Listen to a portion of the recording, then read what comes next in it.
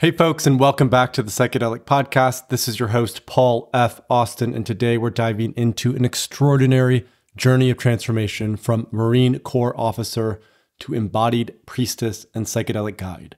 I had the pleasure of speaking with Susannah Rose Stokes, whose life took a dramatic turn after serving 2 combat tours in Afghanistan. We explore the concept of metamorphosis and the power of plant medicines in facilitating profound personal change. And this conversation particularly touches on the balance between microdosing and macrodosing, the importance of integration, as well as Susannah's mission to create supportive containers for healing. Here's a little bit more about Susannah. After her spiritual awakening, she dedicated her life to being an energy priestess and embodied consciousness guide. She co-founded the House of Embodied Metamorphosis, a faith-based organization using the metamorphosis method and psilocybin to facilitate transformation. Susannah holds a master's in transformative social change, is a Naval Academy graduate, and speaks multiple languages, all in service of creating more peace and connection in the world. In our conversation together, Susannah and I discuss her journey from the Marine Corps to plant medicine facilitation, the transformative power of San Pedro ceremonies, shifting from a warrior for war to a warrior for peace, the meaning and challenges of personal metamorphosis, the concept of the embodied priestess, and her founding of Metamorphosis Ventures and the Metamorphosis method. All right, let's get into it. Here's my conversation with Susannah Rose Stokes. Hey listeners, welcome back to the Psychedelic Podcast. Today we have Susannah Rose Stokes, the co-founder of Metamorphosis Ventures. Susannah and I met about 4 years ago now, just over 4 years ago, at a private home in Miami where we came together for a San Pedro ceremony, which was the second ceremony that I had committed to with the shaman, the woman facilitator. And we had a really beautiful experience and even a beautiful community that arose from that experience. And Susannah and I got back in touch just under a year ago at a conference in Las Vegas called Remind. And she was telling me a little bit more about what she's been up to and what she's doing specifically in the plant medicine facilitation space. And I thought it would be really great to have her on the podcast to tell her more about her story from going from being in the Marine Corps to an embodied priestess. So we're going to explore that polarity today in our episode. Susannah, it's really great to have you on the show. Welcome. Thank you so much, Paul. Yeah, that ceremony really was like a gathering of the soul family in such a powerful way. So it's wild how it's been 4 years since that. I can't even believe it. What brought you to that ceremony in the first place? Why is it that you were working with San Pedro or interested in specifically that group and that medicine? Oh my goodness, that is such an interesting question. There were so many things that were happening in my life at that time. I mean, it was 2020, so who wasn't having some kind of And this was like in the midst of it. I mean, this was like July 2020, right? Just a few months. And Miami had opened a little bit earlier than other places. And so we were there and doing our thing, but yeah, this was like the heart of it. Yeah, I honestly couldn't believe that there was a ceremony being held. And of course it was private and, and you kind of had to hear by word of mouth. And I had like friends of friends who had worked with this facilitator and the woman who was hosting it at her home. And I was going through a really huge process.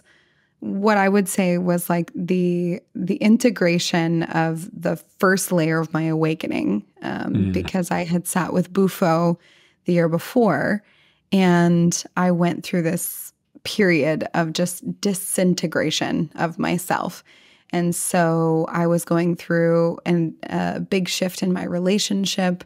I had gotten a download from my ancestors that I needed to move to the East Coast. So I drove my car across the country and actually had a friend of mine say, oh, there's going to be this ceremony in Miami. And I was visiting my family in Florida. And I was like, well, that's not too far from where I'll be. And I remember like even like at that time, there was just, I had so much scarcity within me that even paying the $250 to be a part of that ceremony or whatever it was like such a menial amount, was hard to really, to even like grasp and to think back on the woman that I was going into that, or maybe the girl I was going into that ceremony. I don't know if it was San Pedro in particular that was calling me, but I had heard about the facilitator and how great she was. And I had started serving people in ceremony because they started to come to me in late 2019 and then 2020. And I really wanted to, I would say in some ways, like learn from the best. And to be honest, she is. She's still to this day one of the top facilitators that I've ever worked with. So that ceremony was transformative and transcendent in a lot of ways. What was San Pedro like for you? What was the actual medicine experience of that for you? What did you notice? Well, I think I learned later why it was this way. I wanted to move a lot. And of course, now I know that San Pedro was used and partnered with by the Incan people to, as they were hiking long distances at high altitudes. So it is a medicine that kind of encourages you to move and get embodied. And for me, it was this experience of like waves. It reminds me almost like ayahuasca and like MDMA combined. And there were these waves that would move through my body. And so at one point, one moment I would be feeling like I was completely sober, like there was nothing in my body and everything was completely clear, no visuals, no nothing. And then, 2 minutes later, I would be fully in a medicine experience. And a lot of that was also driven by the facilitator at that ceremony. And one of the coolest things that came out of that was this downloaded like qigong exercise that just came through me that we now call warrior flow, that we teach in a lot of our ceremonies and things like that. And I was over in the corner of the like backyard where the ceremony was being held, and I was like doing it kind of away so that I didn't bring attention to myself, and I was like having this whole experience of this qigong flow move through me, and very like warrior-like. And I was obviously moving the energy of the space. And then I turned around and I was like trying to be really small and everybody was staring at me. And I was like, well, so much for that. And it just reminded me of, the times when I attempt to be small with my energy. And I finally realized, like, you just have to let go of that, Susannah. It's time for you to just be big and understand that what you do impacts the collective in a really powerful way. So that was one of the big messages that San Pedro, the grandfather, brought to me, was that, just shine as brightly as you possibly can. You were made for it. You were designed for it. So over the length of this podcast, I've hosted this for many years now, 8 or 9 years. We've had a handful of veterans and those who have served either as Navy SEALs or in the Marine Corps or, in the Army, who have come on and shared their story, but it's always been men. And we've never actually had a woman who has that background. And so I'd love to start there and just hear a little bit more about what motivated you to join the Marine Corps, and what was that experience like as a woman? Well, this is super cool. I didn't know I was the first female veteran on this podcast. And also, statistically, that makes a lot of sense. The experience of being a woman in the Marine Corps is usually being the only woman in the room, right? Right. It's 92% male, 8% female, at least when I was in. Yeah. So it's like there's one woman per unit, kind of thing.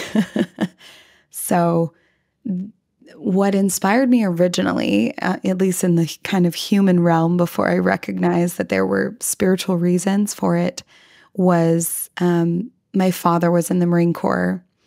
My older brother was in the Marine Corps. Almost every man in my family had served in some kind of military capacity, even as like chaplains. I have a lot of like spiritual leaders in my family. And that experience of just being raised by a man who was so passionate about the way that the Marine Corps impacted his life, just drew me to this force that I felt was going to shape me into the finest leader that I could be. And so I was quite literally 4 years old watching my older brother graduate from boot camp in South Carolina. And I looked at the women walking across the field and I said, I can do that. And my dad was like, you absolutely can. So I was very young. I kind of set my sights on it, and that's what drove me then into the Naval Academy and then as an officer into the Marine Corps. But I don't think I fully understood what I was signing up for until I got in. And what were you signing up for? What were some of the realizations once you got in? I remember, Paul, like, I remember debating, just like there was this little voice in the back of my mind because I was a gymnast. I'd gotten into yoga. I could start to feel myself become what my family might call like a hippie. I was like, I had this like peace-driven energy. And I had this little voice in the back of my mind that was like, maybe you just join the Peace Corps because maybe you want to do humanitarian work. And so I was sort of struggling in some ways between the legacy path that my father was really intent upon and my family line and my bloodline, and then this other path of being in the Peace Corps. They seem so opposite.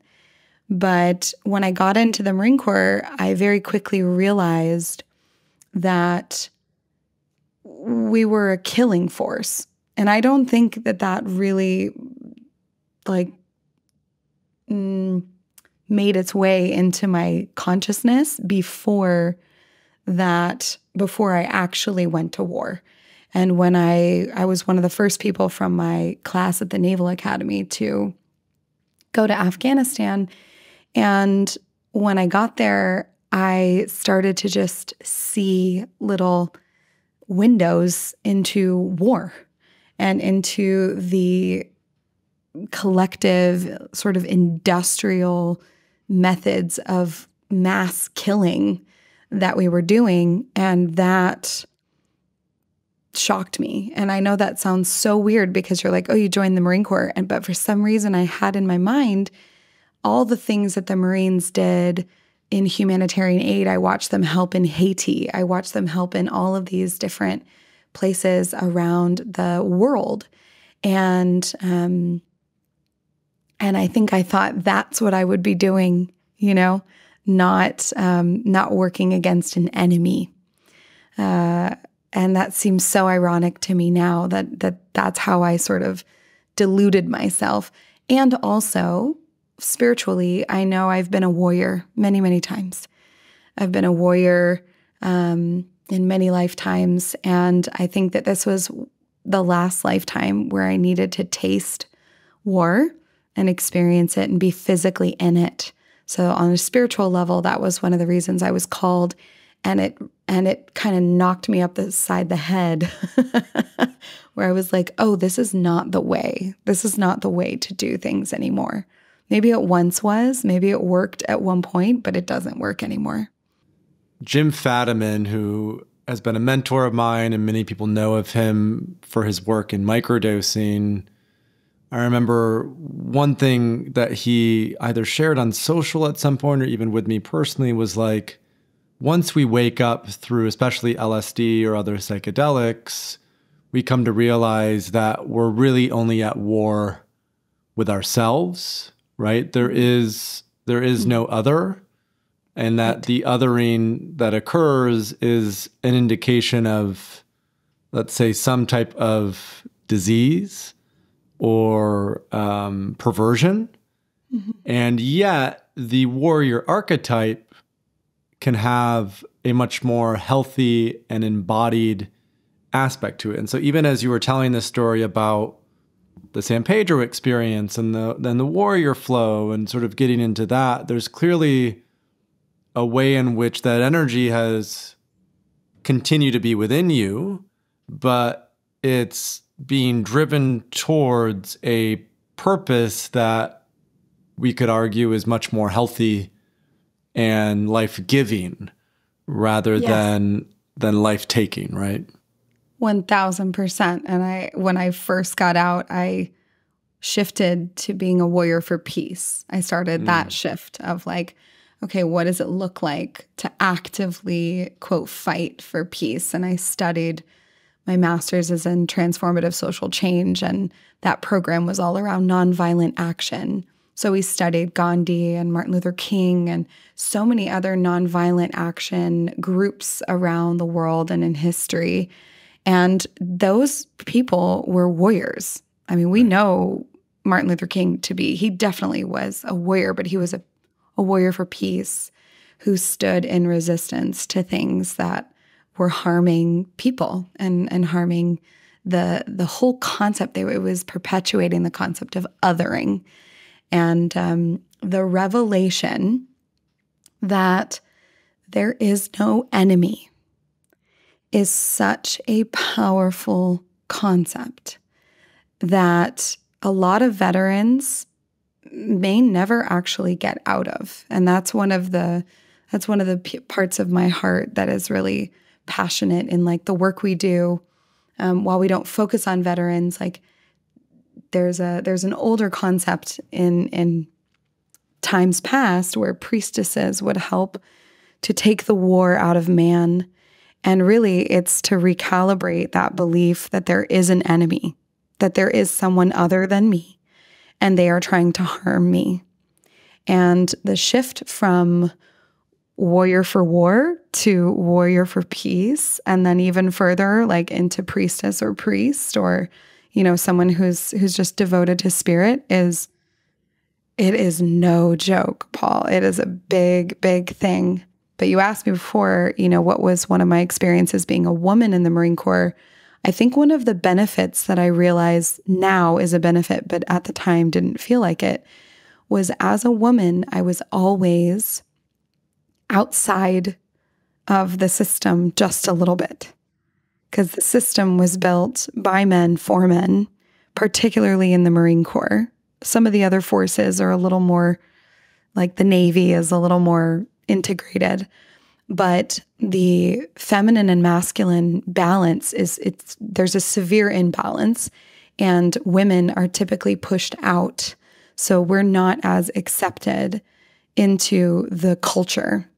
And now I realize what a benefit that was, because it was this way in which I didn't get fully indoctrinated into all of the programming that does go on in the military. And also there's a beautiful brotherhood. There's so many beautiful things about that warrior connection, which I felt like I wasn't a part of. But I'm actually deeply grateful now that I wasn't like really pulled in, because it kept me a little bit on the outside, and I could continue to hold my center of knowing that peace is the way to go and that there are no enemies. There's no one that's different from us.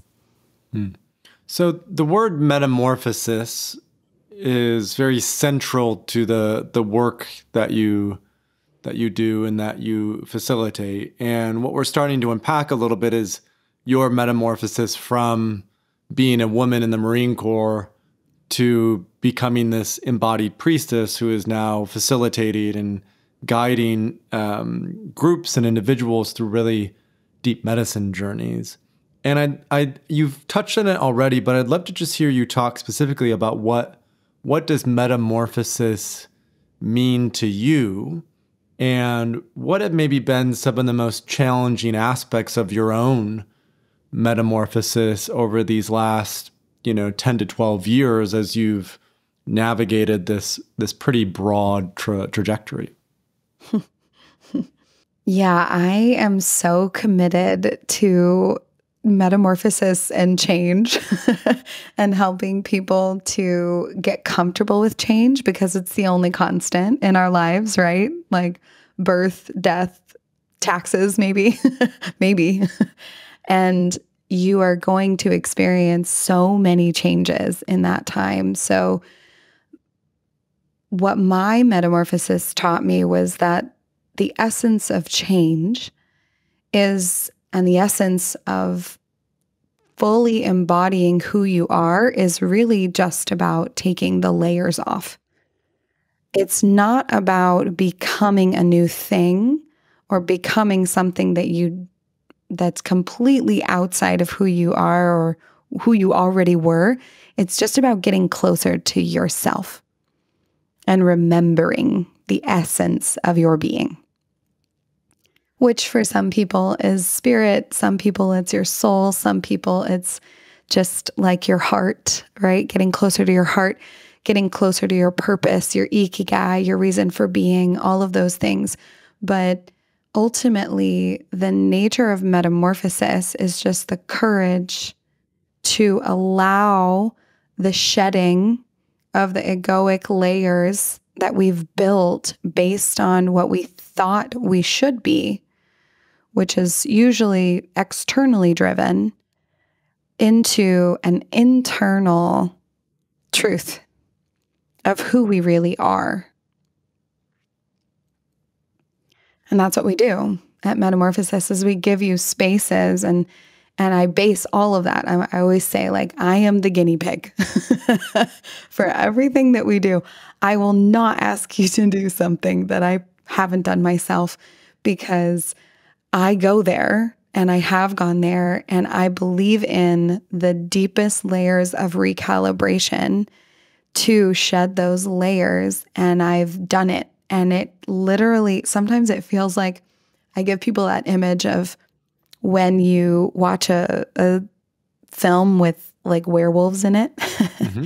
and the person is like, their bones are cracking and they're turning into the werewolf at the full moon, mm-hmm. right? Mm-hmm. I'm like, maybe if the werewolf was like a more pleasant creature on the other side, that's what it feels like sometimes. That's what it feels like to metamorphosize into the next version. It's just like a caterpillar into a butterfly. You have to turn into goo. Your muscles and your bones have to really like get soft and squishy in order for you to sometimes be the authentic version of yourself.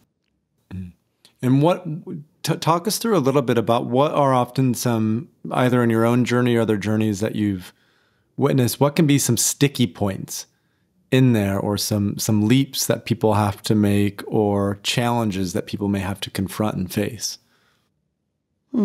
So many.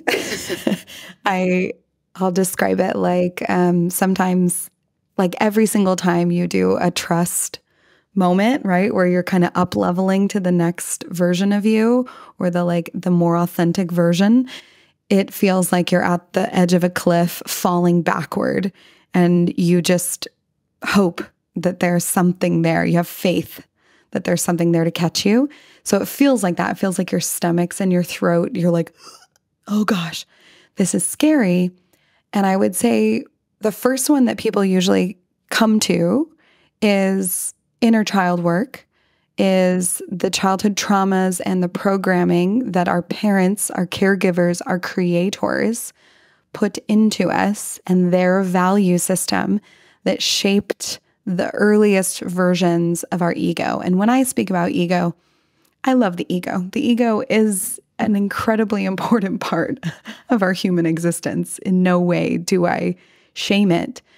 But to build an ego that really matches your spiritual self requires a lot of deprogramming. So we start there. We start with some of those childhood memories that say, what's usually your inner critic. That's like the first step is how do we overcome the inner critic in the mind that says, you're not good enough, or you're only good enough if you go to college and you get this degree and you make this amount of money and you live in a house that looks like this, right? All of those external things. And then we got to overcome a bit of like the collective belief system, right? So once we get past the family system and maybe the religious system, there's a lot of people then who are deeply impacted by the ways that we talk about God or the connection that you have with the bigger one. And right now, in this current age, we have some of the strongest religious systems, like fortified structures in the world that tell you this is what is true about God. And to start to untangle that for yourself, to ask yourself, does this actually resonate? Is this what I believe in? And then to recalibrate your relationship with God or universe or cosmos or whatever you want to believe in. That takes a lot of faith too, because usually you have to completely dissolve everything you once knew into something completely new. And then the last thing I'll say is throughout that whole thing, you're in some ways battling your design, your physical design, your physical human body. Your body keeps the score, as the book says, right? Your body is a data bank for all of the past experiences that are trying to keep you safe. And every time you dissolve a belief system, that brings up all the ways in which you shouldn't go into the unknown. So facing the unknown is incredibly terrifying. And then you have the default mode network of the brain that's telling you this is how you're supposed to do things because this is how your mom did things. This is how your father did things. This is how your ancestors did things. And if you do it differently, you might die.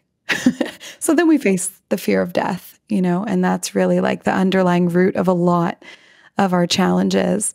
And I would say those are some of the main like moments that people or patterns that people come up against as they're going through their metamorphosis. So I'd love to go a little bit deeper into that, which is around the protocols, right? Before we started the podcast, we talked about microdosing, and I'm a huge advocate of microdosing. It's been very central to what we've built and created at Third Wave, and yet true transformation, I think true deep transformation, especially with psychedelic work, cannot be limited to only microdosing, but usually requires a deeper, more transcendent experience as well. I find these mystical experiences, like you've mentioned, to be so helpful at that deconditioning process, right? The de-armoring, the unwinding, the repatterning, however we want to frame it. And so I'd love to hear a little bit more about, specifically with your work with plant medicine and embodiment and metamorphosis, how do you approach, that balance or relationship with plant medicine between these lower doses and the deeper, more transcendent states? What are the type of protocols that you'll often guide individuals through to be able to navigate the process of metamorphosis? I most definitely resonate with the balance of like microdosing, right? And the sort of intentional integrative techniques of working with smaller doses of medicine while interspersing the macro experiences that are going to take you into deeper places and unlock things, because they both have their benefits and also both have their limitations, right? And if anybody tells you it's only one or it's only the other, I'm not so much into that kind of binary view. I really think that there's a blending of the two that can be really supportive. And what I recommend, just in terms of linear time and structure, is when someone's going through like a really big period of transition in their life, and we see there are very common times in life and also moments in someone's experience in life that facilitate their willingness and their openness to create a metamorphosis. So the two that come to mind, for example, are the Saturn return. So Saturn return, it sounds woo-woo, but like the data will continues to show that people between the ages of like 27 and 33 start to go through some kind of spiritual awakening or a disillusionment, a death of their egoic self that they built when they were small, and now they're shifting into another archetype. And usually I would say that that's a shift from, like, for women, maiden to mother, and then for men, it's from prince to father or king. And then you have the same thing that happens around 55 to 65 for older people, moving from mother into crone or wise woman, and then men moving from father into sage. And that timing just tends to be a moment in which radical changes happen and you start to redefine yourself. It's also aligned with a lot of hormonal changes and physical changes in the body, even with the woman, going through, whether she's, gone through pregnancy. In the second Saturn return, she's going to go through menopause, right? And so that's there's a physical manifestation of it, and the same thing with men. So those are two transformative times. And then the other ones tend to be facilitated potentially, that they usually happen around certain ages, I'm noticing, but they can happen anytime. Things like divorce, things like a death or a loss, things like a severe illness, a chronic illness that has now gotten to the point of near death. So it becomes a near death experience. And all of these facilitate a moment in which you start to spiritually awaken, usually. You start to open to the potential that there's something more. And in those particular periods when your sense of change is heightened, I recommend you can sit with medicine in a macro experience up to twice a year. That's usually what I recommend, because that is sort of the level and the length of time it takes to integrate a macro experience. There are definitely people who may choose to do them every 3 months. Your frequency is up to you. But then I recommend, and especially in Metamorphosis and the way we design it, I recommend either microdosing on the front end or on the back end of that, like maybe between ceremonies, for example. And the reason is and I usually recommend for 3 months. So we have programs that are like 12 weeks long for microdosing, because once you have that big opening, then you have this opportunity to kind of go back into that opening, into that awareness that your third eye or your crown, your being was able to experience something really big and a big release. But in order to ground it in the body, the physical body is dense. And we kind of need to be reminded a little bit. We need like a little tiny peek into that big window that we had. And doing that on a weekly basis through a microdosing regimen, and then intentional practices and activities that bring you back into that place of awakening, then a couple of things happen. First of all, you're grounding it into the physical body. It takes 2.5 to 3 months. Research shows it takes 2.5 to 3 months to make or break any habit anyway. Mm-hmm. So you need at least 12 weeks of doing that. Consistency is sexy. That's something we love seeing at Metamorphosis. Being consistent allows it to fully integrate into the little parts of your body that will easily forget, because our bodies are sometimes designed to forget big, intense experiences, right? That's why people block out trauma from their experience. So if you have a big macro experience, you actually want to remember and integrate into your cognitive mind as much as possible. And I believe that microdosing does that. So to kind of sum that up, I would say, if you're in one of those periods of like post-divorce, post-breakup, the death of someone, you're in your Saturn return, you're questioning who you are, you're going through a big transition. I would say once every 6 months for some kind of peak experience with a medicine, and then microdosing after one or both of those for up to 3 months. And then if you're in a period of time where you're just like integrating life and you feel like you're in a state of everything's good, I actually don't need a lot of change, you may or may not be driven to have a peak experience, but microdosing can generally elevate your way of being into a higher level of thriving. So I would often recommend to people who are in a state of balance to microdose versus have a macro session, unless they feel really called to it.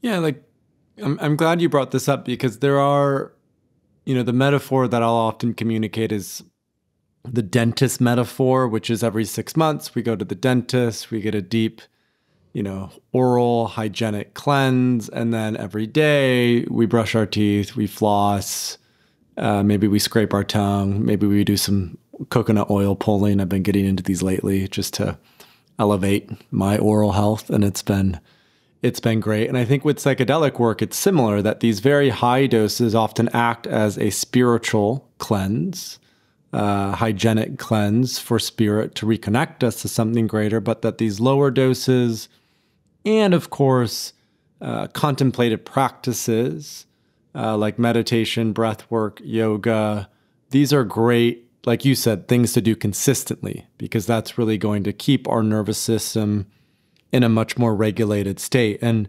one thing that a mentor of mine once mentioned is that a lot of the mind is often more like software. So we can quickly change thoughts, we can quickly change perspectives, but the body is more like the hardware, and it can sometimes take more time to actually fix the hardware. But if the software is running on a faulty hardware, the software isn't going to work nearly as well. And so sometimes these deeper experiences require that big hardware shift. And that's where physiology is so important. And I think it's often a missing conversation point when it comes to healing in the psychedelic space, is we get really focused on the brain and maybe depression and anxiety, and forget that if we just took better physical care of ourselves, diet, exercise, sleep, movement, sweat, detox, sun, sex, whatever that is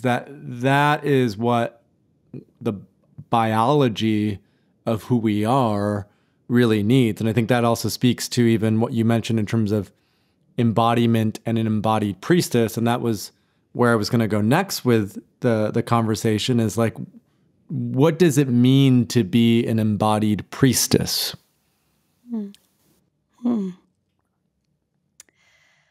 I love this. Actually, Paul, you are putting two words together that I haven't before. Which is? Embodied and priestess. I've always said that I am a priestess or an energy priestess, but I love this because that feels like one of the most accurate descriptions of what this is, because the priestess energy is really spiritual. And I often call myself an embodied consciousness guide, because I want to bring the spirit. I want to help you remember how to bring the spirit or the soul fully down into the body system and to connect and attach to the body, to the hardware, right?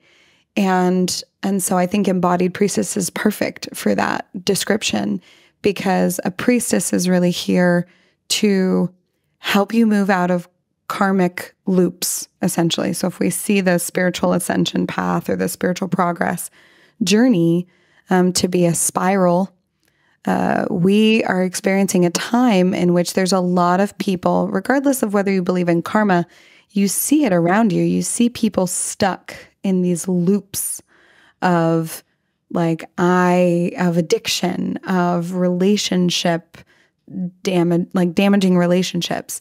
And the priestess energy and that spiritual kind of leadership is here to remind you of how to break that pattern and then get into the next layer of your learning, of your process.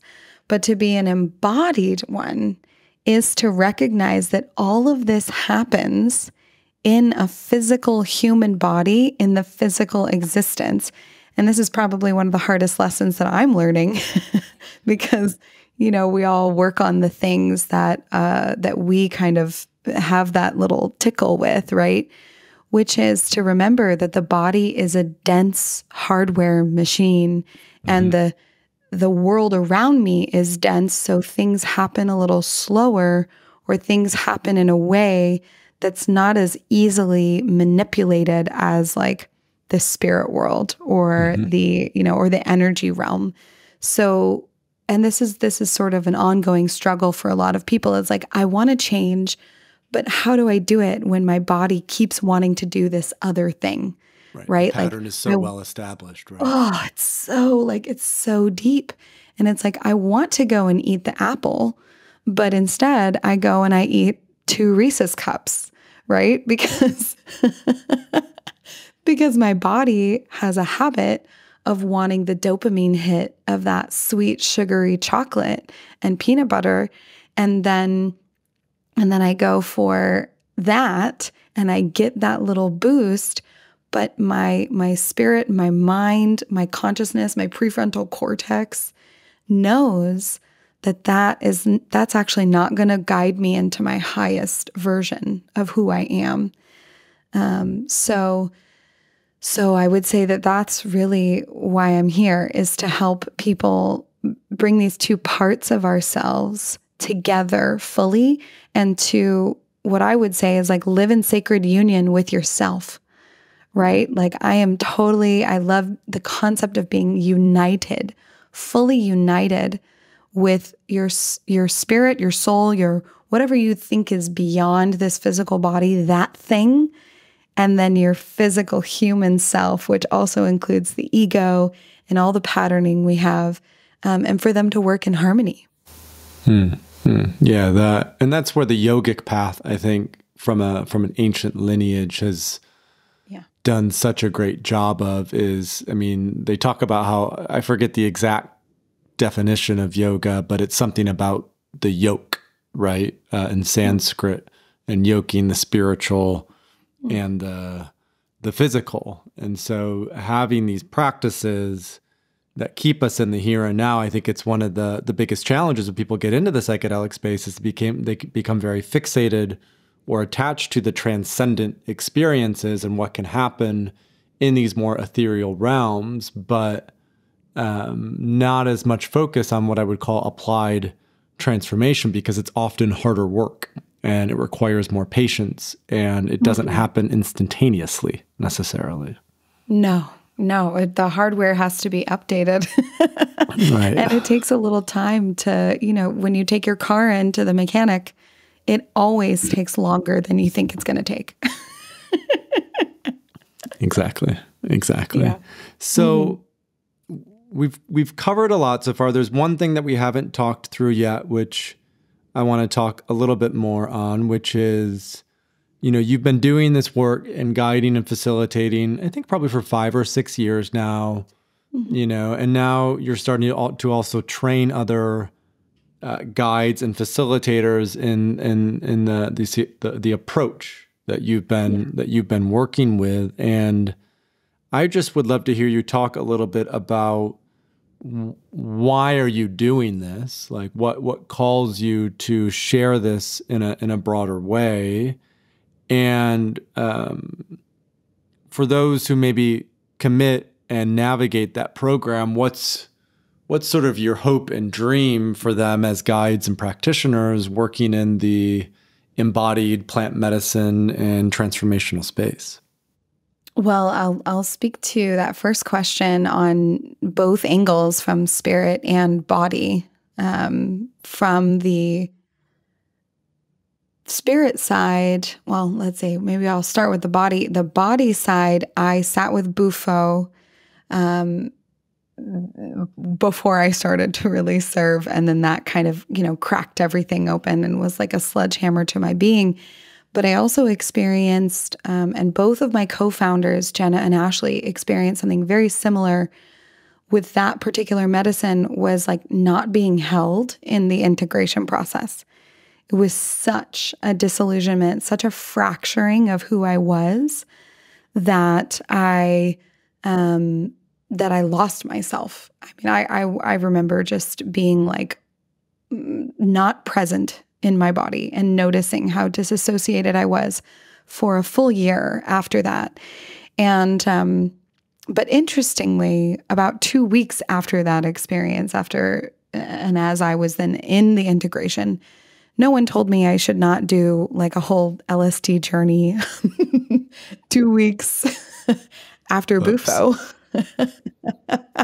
So I didn't know that. And I did recreationally, was working with LSD, and I was meditating on the top of a mountain. And of course, now I'm grateful for the entire experience in its fullness, because I got a spiritual download that basically said, this is who you are and this is what you do. So the answer to the question of like, why are you doing this, is because on a spiritual level, this is my purpose. My purpose is to offer these healing techniques into the world to help us, kind of what I would say, build the new earth, right? I do believe in that. I believe in like a higher layer of consciousness that's coming and a peace that's coming. So I'm working toward that and reflecting that belief back to other people to see if they also believe. And then on a physical level, we founded Metamorphosis because we really wanted people to feel held in their psychedelic experiences. And we had experienced several containers where people didn't feel held. And we had to go through it alone. We had to go through the process of disillusionment and disintegration by ourselves.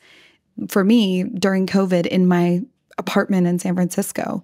So it was scary, and I did not like it that way. I wanted there to be a community around me that held me through that process and someone to guide me.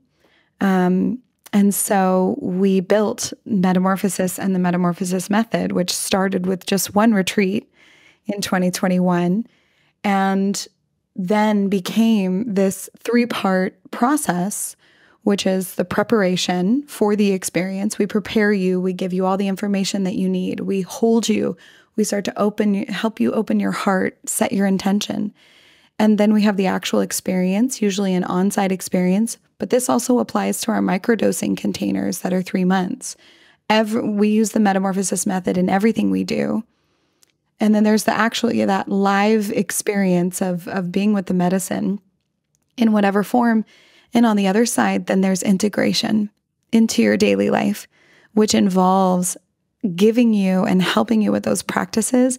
And we have three things. We believe in coaching, ceremony, and community. And when all of those come together, you can integrate so much faster and so in a way that you feel held and supported. So that's why I personally founded Metamorphosis, and a piece of that is why my 2 sisters in the work founded it as well, because we just didn't want anybody else to have to experience the uncertainty and the ungroundedness that we experienced after some of our psychedelic experiences. Beautifully said. The 3 C's: coaching, ceremony, and community. And I think that community aspect, the one-to-one coaching or one-to-one therapy can be very helpful or useful. But what I found again and again is if it's not done within a supportive community in which people can be held accountable, then that's where some of the sort of shadowy aspects of psychedelic work can start to present and manifest. It also holds the facilitators accountable, right? Correct. The facilitators have a community that they are really showing up for. And hopefully you have a community that is empowered to give feedback and reflection to the facilitators so that the facilitators are constantly healing and growing themselves, because that's something that we've seen a little bit in terms of the shadow of the psychedelic world, in lack of integrity and God complex, things like that. The God complex. Yeah, that is a thing. We'll do that in our next podcast. Yeah. The dark side. Well, this has been, we set an intention before we came on to explore this polarity between, Marine Corps and embodied priestess. And this has been such a beautiful unfolding of your story and your work and your perspectives and the protocols. And I've learned a few new things as well, which have been very insightful. So I'm just really grateful that you came on and joined us and just shared so much of your gifts and your wisdom on this podcast today, Susannah. It's been really great to host you here and shine a light on what you're doing in the world. I think it's really important work. Thank you, Paul. And I so appreciate you using your voice and the platform you've built and everything you've created to spread this word in a really beautiful way, and to allow this work and this message to heal you too, right? Because that's what a lot of us are doing, is healing and activating ourselves through the work that we've stepped into. So if folks want to learn more about Metamorphosis Ventures and the other work that you're doing with retreats, where's a good place that, they could check out or go to? Yeah. They can learn about us at metamorphosis.ventures. And if you don't know how to spell metamorphosis, just Google it and it will spell it for you. And on that site, you'll also be able to get access to joining our community. We have a lot of live gatherings, retreats and gatherings around the country. And then we also have virtual gatherings. And we also, if you join our community on an online form, you're able to access microdosing through our church, which is House of Embodied Metamorphosis. So visit us there. Fantastic. Well, thank you again, Susannah. It's been a real pleasure to have you. Pleasure to be here. Hey listeners, Paul here. I hope you enjoyed our episode today with Susannah. A quick reminder to head to the link in the description of this episode to see the full show notes and any of the links that we mentioned. We'd love to know what you thought of the conversation, and you can let us know in Third Wave's community, our free platform, where you'll find support, discussions, as well as educational resources and providers across our global ecosystem. Sign up for free at community.thethirdwave.co. And last thing, make sure to follow the Psychedelic Podcast wherever you get your podcasts so you never miss an episode. And if you found this episode inspiring or helpful, please consider sharing it with a friend.